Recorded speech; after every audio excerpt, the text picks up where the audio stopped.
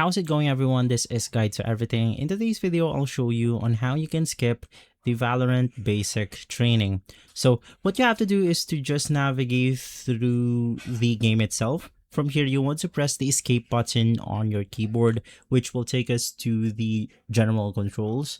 And then you want to look for the gear icon, which will be on the top corner of your screen. So in my case, it's going to be this one. And then we have the ability to skip it by just clicking on the leave match button. Now, in some other players, this option right here is not visible.